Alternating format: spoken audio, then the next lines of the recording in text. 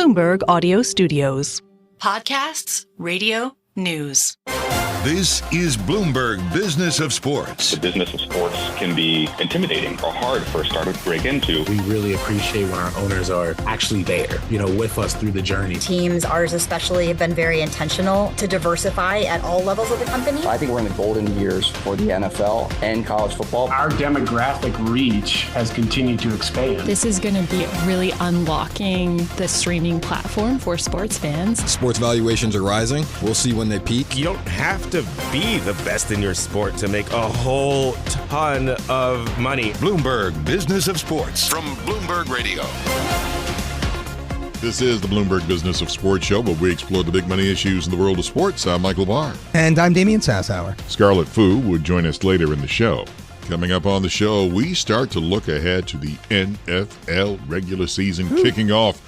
We'll talk with Gil Moran. He is the Vice President and Head of Business Strategy and Operations for the National Football League. Yep. That is right, Michael Barr. We will find out more about the league's new NFL Pro service and talk about some of its digital plans going forward. We clearly have the ability to track a lot of data and provide a lot of insights of that nature, and we simply hadn't found a way to productize that engine. So over the course of the last couple of years, what we wanted to do was find the recipe that allows us to utilize our data in a way that is more digestible for fans and still ensure that we are, protecting the integrity of the game, the integrity of the data. We'll also dive further into sports betting and how it's affecting players. All that and more straight ahead on the Bloomberg Business of Sports. But first, we talk the beautiful game and how U.S. investors might be cooling a bit on U.K. football clubs. Bloomberg UK business reporter David Hellier and Bloomberg Originals sports correspondent Vanessa Perdomo did some reporting on this, and Vanessa is here now to talk it through. Vanessa, welcome to the Bloomberg Business of Sports. Hey, Michael. How's it going? Yay, team. Yay. And we talk about the beautiful game. I wonder if you know anything about soccer. But maybe a little bit. Yeah, just a tad. I just wonder, why is it having major problems, especially in the UK now? Yeah, with the UK landscape, what we're seeing is the American investors that basically started taking over the Premier League in the last few years really start cooling on their investments because the English Premier League specifically is not as lucrative as you would think it would be, especially being so popular. The return on investment isn't as quick, and a lot of the market's just really toxic in a way where you have people at the top spending a ton of money, which we see in a lot of sports, but in England and the English Premier League specifically, there's not a lot of regulation on how much teams can spend. You have Chelsea just throwing out enormous amounts of money, the top spending all of this money, whereas the middle of the table even has basically half the payroll that these other teams have. And then obviously towards the end, it's completely different. What we kind of see in like Major League Baseball, where there's no salary cap specifically, and you'll have the Yankees go over the tax threshold just because they can, and then other teams really stick to a smaller payroll. But in baseball, it doesn't seem to matter as much as it does in the English Premier League. The top 4 to 5 teams usually will keep that same rank like almost every single year. And by the way, in case people aren't knowing in the audience, Vanessa is super duper soccer because she is a former D1 soccer player at Rider U and also Damian at Duquesne. That's right. Well, Vanessa, I need to ask you this. We are NFL fans here in New York.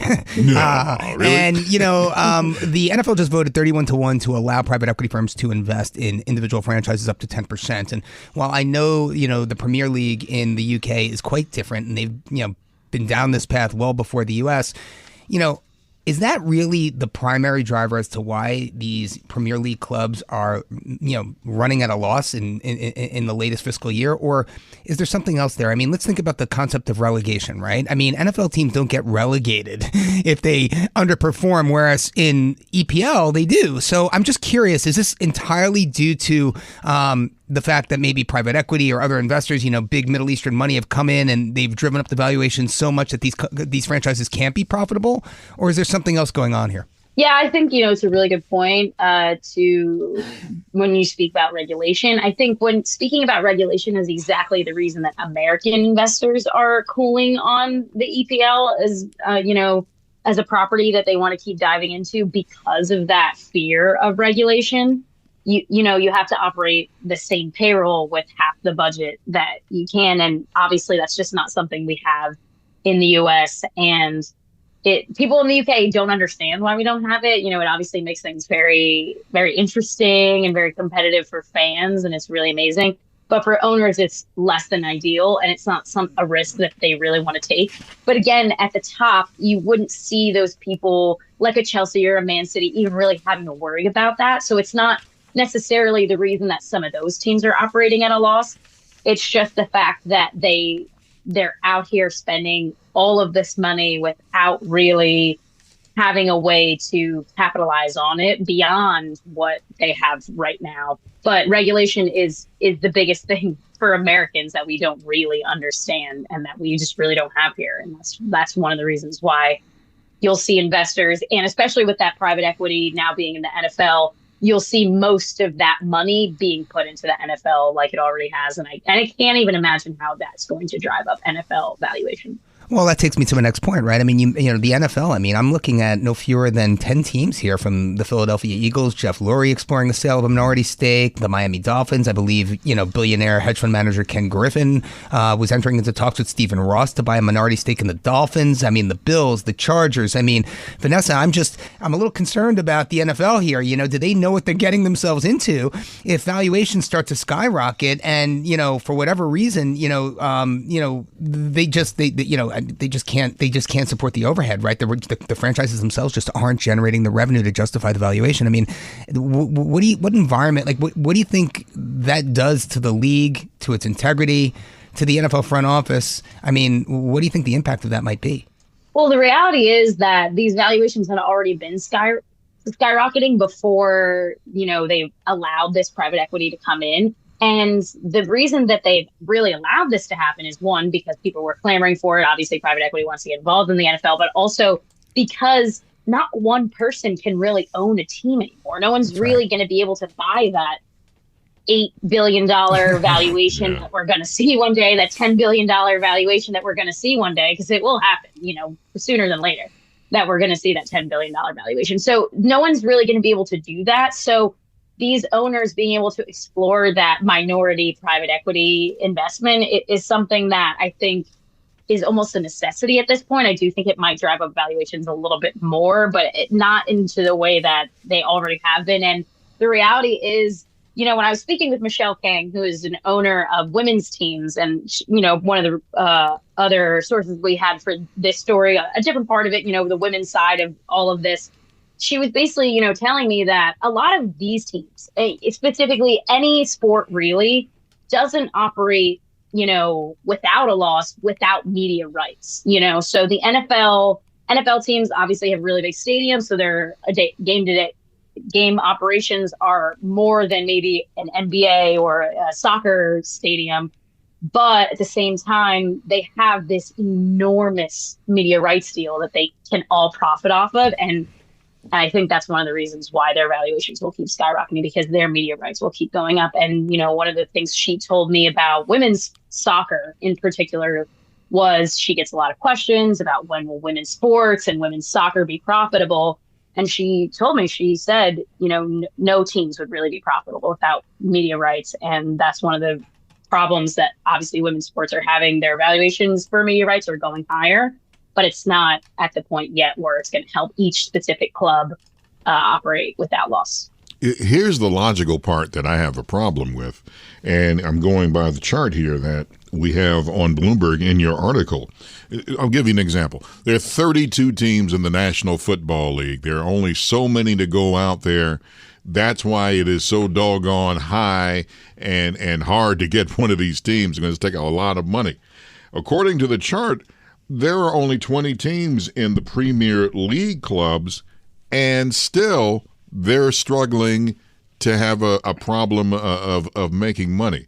On a logical sense, can you explain it to me? I think that when you're looking at how many teams are in the English Premier League, I think you have to look at the multitudes of levels that there is in the English football, which is, there's 4 levels of professional football in England, and each of those teams is part of that, tier specific pyramid or whatever you want to call it, that, they can be promoted, regulated, and all these things. So 20 teams is only a snapshot. It's obviously the top tier and the one that makes all of the money.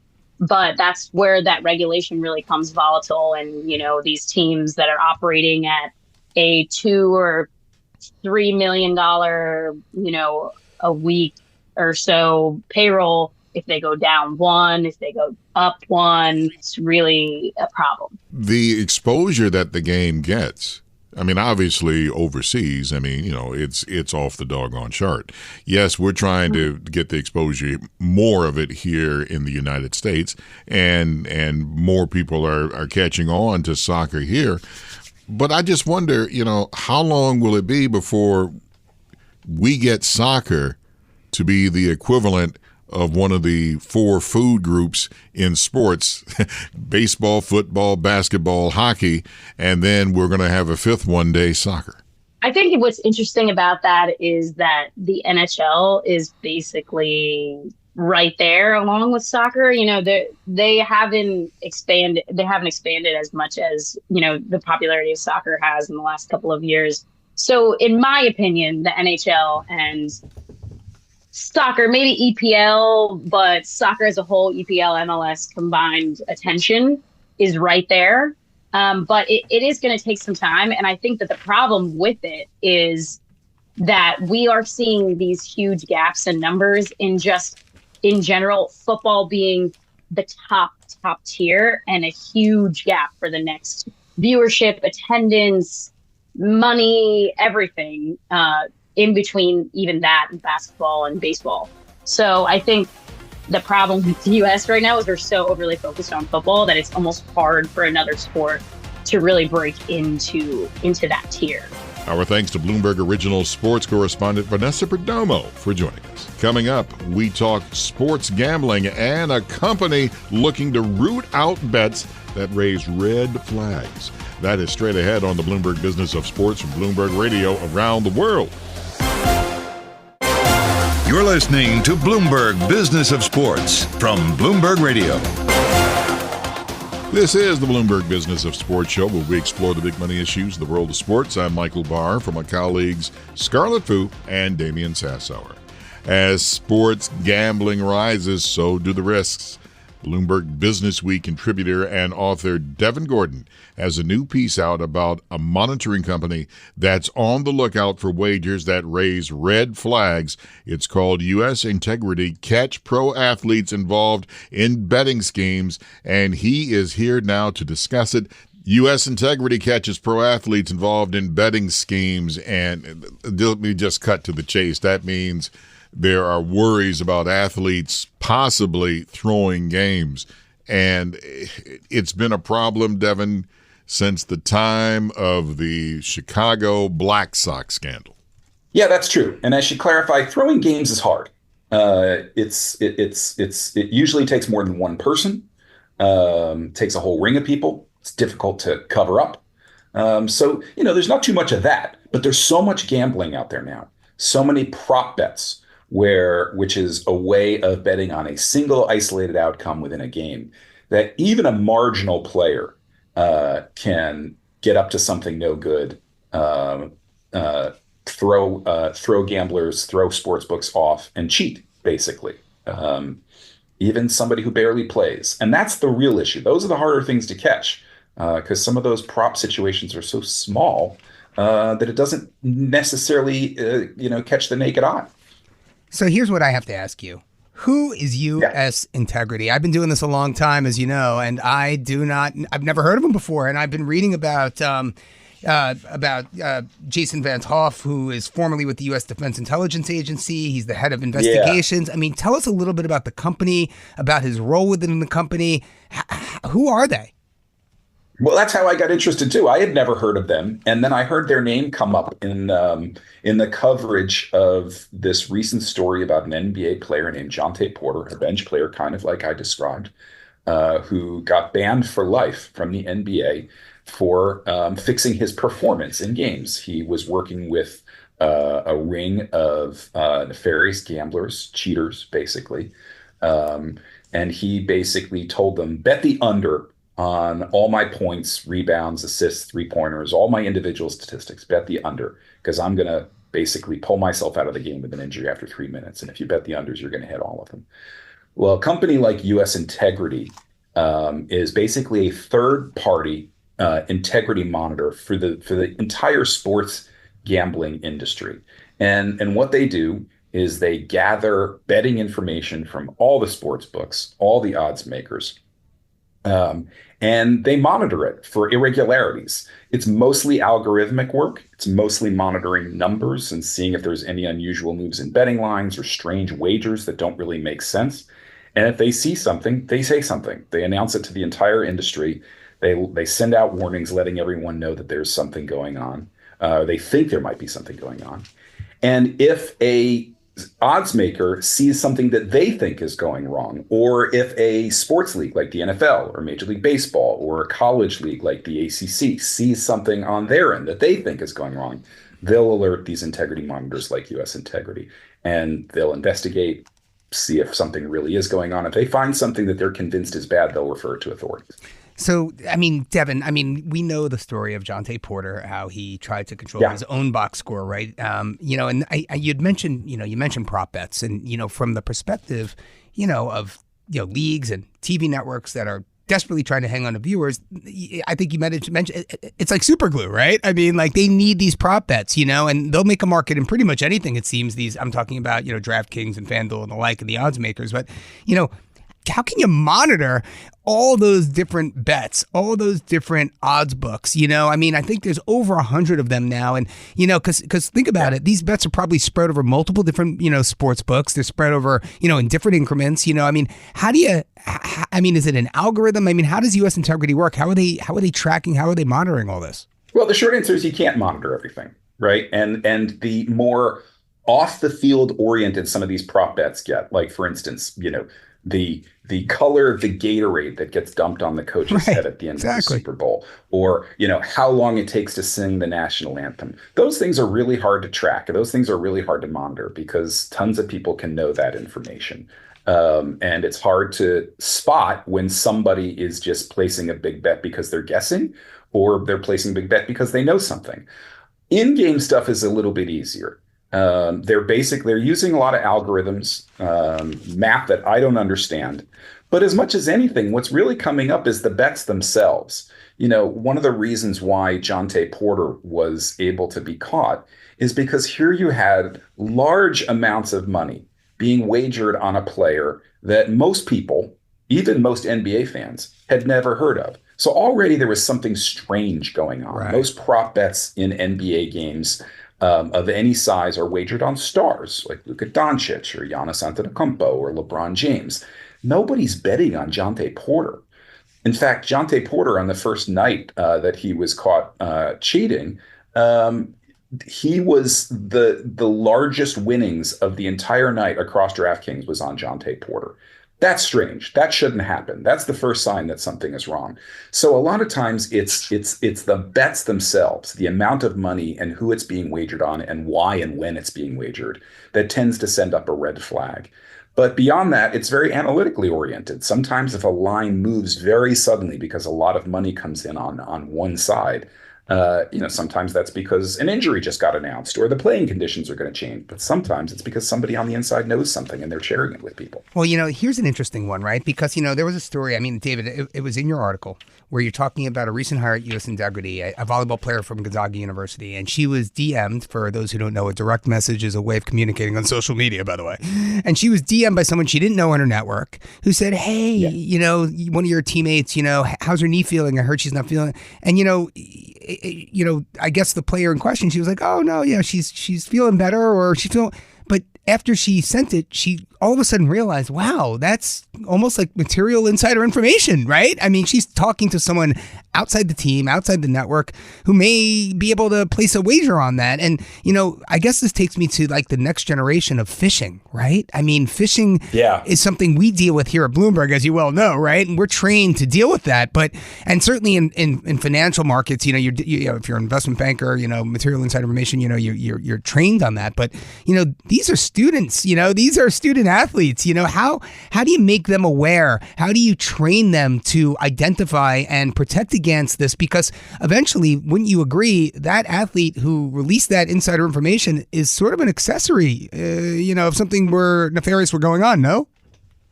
Absolutely. And it's really scary for a lot of college athletes, right? Because how do you prove that you did it accidentally? Exactly. Right. I mean, it's this is something that can jeopardize your playing career, can get you suspended because you shared something you weren't even intending to be used by gamblers.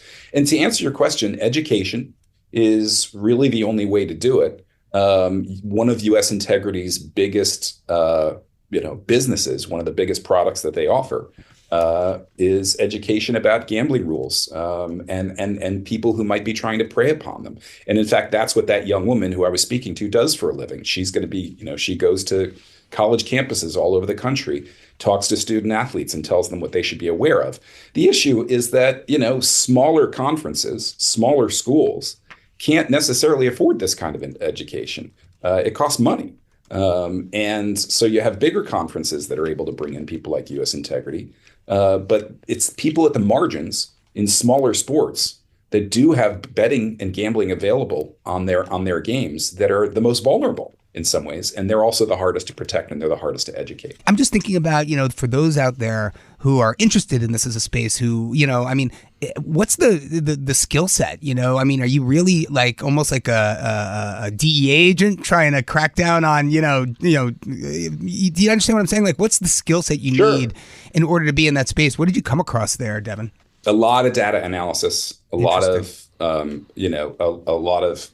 mathematics and statistical expertise, quantitative expertise, but also a deep interest in sports and understanding how the business of sports gambling works. I have to say, you have to read this article. I mean, it's incredible. Devin Gordon, U.S. Integrity catches pro athletes involved in betting schemes. It's a must read. But there was one other interesting point you made as you were going through the different examples. And it was, I think it was a boxing promoter or a trainer, who basically walks in to a Vegas casino wearing the T-shirt of his boxer and tried to bet like a lot of money against him, right? So, I mean, if you think about this though, Michael Barr, this is really funny because he's not, that's almost, you have to be there and you almost have to be a police officer and physically on site to pick up on the tells, right? I mean, but then again, what you wrote about, which was interesting, is there's a list of insiders, right? Like, so this promoter's name showed up on a list of insiders where if we get a bet from him,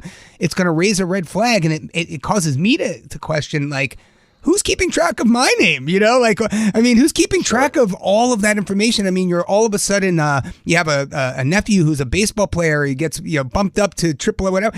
You see what I'm saying? Like, how do they know who I am? It's amazing. So I get your point about the data mining aspect of this job, but wow, I mean, where does the rabbit hole end? It really doesn't, and you bring up the example of a nephew or something like that. Look, there's something called a prohibited bettors list for every sporting event that is gambled upon. Right, the leagues, the boxing commissions, the conferences, all submit to the odds makers and to U.S. Integrity encrypted lists of people who are not allowed to bet on a sporting event because they're either an athlete, they're a coach, they're family member, employed by the team, they're a family member, something.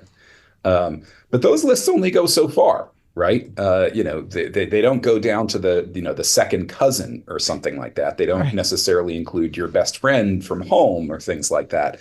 If one of those people on the prohibited bettor list, like that boxing trainer, for example, who is trying to make a very large wager on his own fighter, tries to do it, they'll get blocked if they try to do it because they're on a prohibited bettor list.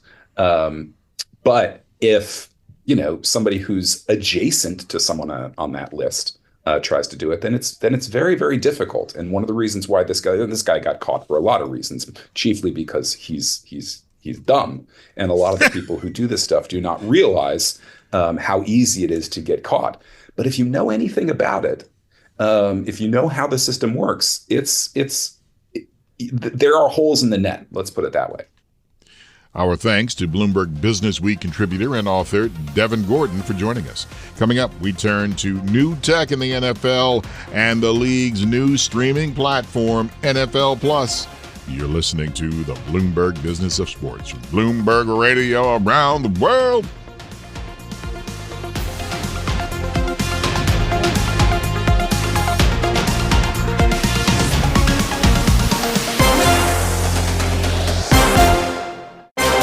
You're listening to Bloomberg Business of Sports from Bloomberg Radio. Thanks for joining us on the Bloomberg Business of Sports show, where we explore the big money issues in the world of sports. I'm Michael Barr from my colleagues Scarlet and Damian Sassower. The NFL is launching NFL Pro, a tool that lets fans dive into advanced stats, data, and metrics, part of a bigger push into digital for the league. Here to talk to us about the new service and how the league is seeing opportunities with its data in the digital space, we welcome Gil Moran. He is the Vice President and Head of Business Strategy and Operations for the NFL. Gil, welcome to the Bloomberg Business of Sports. Thank you for having me. Can you tell us more about that? Tell us about the streaming service. As you mentioned, we are in our third year. The product that we have is intended to be a service that fans can opt and choose what they look for. We have a few different varieties in the product. We have the live games available on mobile devices, the local and national games. We have all the game replays. I think this is probably one of the most understated features in the product, where you are able to watch full game replays and condensed game replays shortly after the game ends. And I think for someone like me, who's a father of three, that is one of the most valuable features I use, because, as you know, Sundays are not my own with little kids. There is Red Zone, obviously, available in the premium tier. There is live game audio for every single game available. There's a flavor for everyone. So we're very happy with the product, very excited about it going to its third year, and then constantly looking for ways to innovate on what we have. And I think in part that is why we launched NFL Pro within Premium, and I'm sure we'll get to discuss that a little bit. So. Well, that's where I want to go, and I'm glad you mentioned the Premium tier, which is more expensive. It's $14.99 a month, or just under $100 a year, compared with $6.99 a month, or just under $50 a year for a regular NFL Plus. Can you tell us a little bit about NFL Pro and why the NFL is now opening up its advanced data to viewers? Absolutely. I think when we started this journey about 4 years ago, right? And when I looked under the hood of what NGS offers, I was like, this is one of the most interesting engines I've ever seen.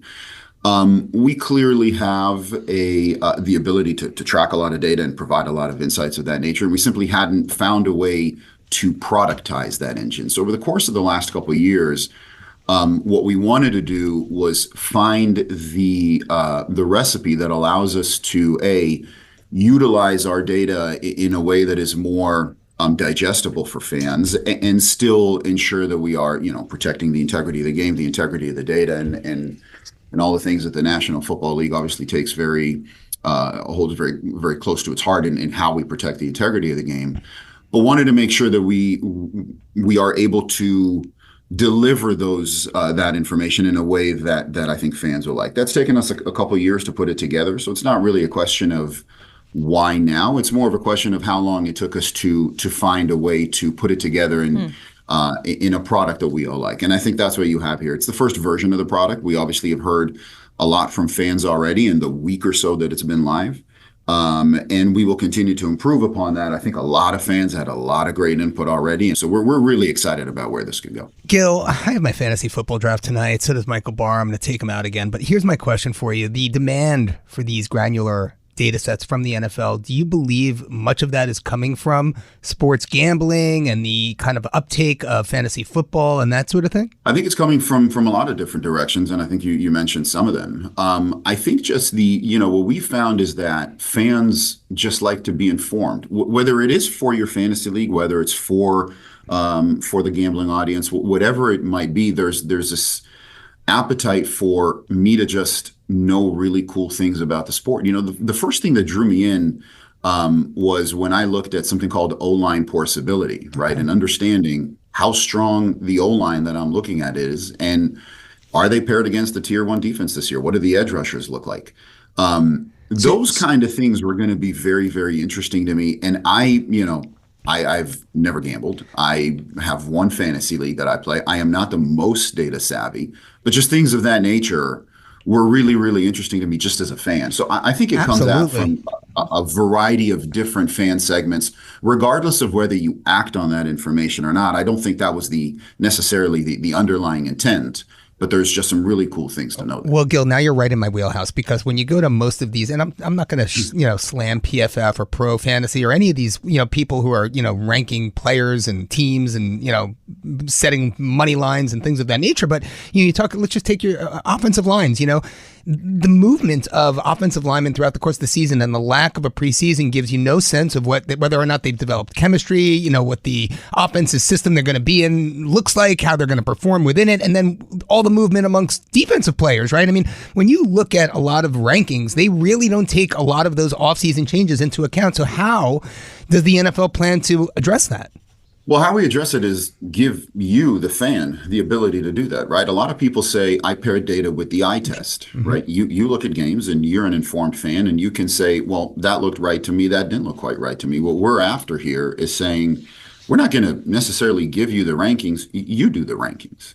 Here's the information. We've linked it to highlight video so that you can actually have a look at the stat that you're observing, which we think is one of the coolest things there are, and use both to inform yourself, right? The vast majority of the time, fandom is about wanting to know more, wanting to be a better fan, wanting to find ways to explore the games in maybe ways that you couldn't have previously. This is about that. I could give you the rankings all day long, but the rankings end up being subjective in some shape or form. And you are able to inform yourself sometimes in a better way. That's what we're after, right? Is what rabbit hole do you want to go down, and let us help you with that rabbit hole. Well, speaking of going down rabbit holes, to play around with this data, how much can users and NFL fans rearrange or resort the data that is made available to them? I think ultimately that is one of the visions of the product, right? And I don't know, Scarlet, if that's fully available today. And I think the way that you're describing it, I think what you just said is what we heard from a lot of fans, again, over the course of the last week. And certainly in the beta phase that we had this, a lot of that flexibility is in development and will be available in the product. I don't know that all of it is there today. Got it. Can you give us a sense of what other feedback and input viewers have given you so far in these early days? The feedback has mostly been around how do I sort, how do I create certain lists for myself that I want to track over the course of the season? How do I export components of the data that make them more analytical to the things that I want to do? So it's actually people that are looking to go even further down the analytical path than we had imagined. And while that's not currently on our roadmap, I think those are the kind of inputs that we will listen to and try to make available as we think about the customizing data, essentially. The ability to do that, right? A lot of the other feedback that we heard is, the linkages to video and how to create certain playlists. And I think the flexibility with that is going to be important to build in, and that is on our roadmap. And what exactly that looks like, we're testing over the course of the next few weeks and months, and hopefully we'll have as we think about the longevity of the product, have a release ahead of next season as well that is much more video heightened. Gil, in terms of revenue generated, the NFL is probably one of the most successful businesses on the planet, right? Let's be clear. I'm curious to hear your thoughts just in terms of the NFL's broader digital strategy, where this fits into that. Like, is this really going to move the needle for the NFL from a top-down perspective, from a revenue perspective? I don't know that we ever look at it in that regard, right? I think if you think about the success of a sport, it's about how you tap into fandom and how you continue building that fandom, right? Whether it's the current set of fans or the next generation of fans and how they want to engage. And I think the NFL has always been really good about thinking fandom first. And as you mentioned, the revenue follows, but I don't know that we looked at this and said, actually, I can say with certainty, we did not look at this and say, how much revenue is this going to generate, right? We looked at it and said, what cohort of fans would like this? Do we think that it's a big enough slice of the fan base? Do we think that this is going to be a nice to have or something that people are really going to dig into? And I think when we looked across those parameters, we said that there's enough fans that seem to like this stuff, and the ones that like it really like it, right? If in the first iteration, in the first observance of data that we have around that suggests that we were right, certainly on the second front, where fans are spending an inordinate amount of time on NFL Pro in every sitting, right? It's order of magnitude different than a lot of other engagement mechanisms that we're seeing. So that's what drove the decision. The revenue component, if it follows, great. I'm sure it will at some point, but that's not really the focus of what we have today. Speaking of fans digging, do the fans dig games on Christmas Day? It would certainly seem so. Yeah. Not exactly. It's not the area that I deal in, but when I heard the announcement, I was as excited as any fan. I mean, I think first and foremost, we have fans in our building, right? So the people that work here, for the most part, obviously are all fans and diehard fans. And when I heard the announcement, I was excited. So. I bring it up because we were talking about revenue, and it's another way for the league to get exposure. And what better way to do it than on Christmas Day, where a lot of family members are huddled around the TV set, and some are eating burnt dressing or whatever it is, and the National Football League is there. This is our product. And captive audience, right? Yeah, the NFL is king when it comes to showing off the product. Certainly agreed. I think the Christmas games are going to be fun. I think Netflix is going to be fun. I think all around this is going to be a good experience.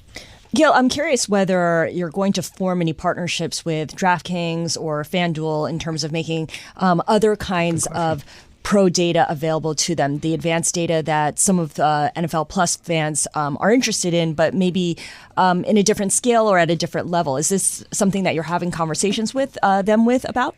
Constantly exploring what is a way that we can, make league partners have better offerings for their audiences and their consumers. I will say specifically now for NFL Pro, if you've played around with it a little bit, you saw that we integrated a few of the odds in a few of the different places in the product. And I think we pulled those odds in from DraftKings. Right now, what we're looking at is how do we incorporate more data points? And that's how we think about the odds that are in the product. Specifically to do something for that tier fan, there is no plan to do that currently. But again, as we continue to evaluate what the progression of Pro is, that might be something that's on the table at a future date. Our thanks to Gil Moran for joining us. He is the Vice President and Head of Business Strategy and Operations for the National Football League.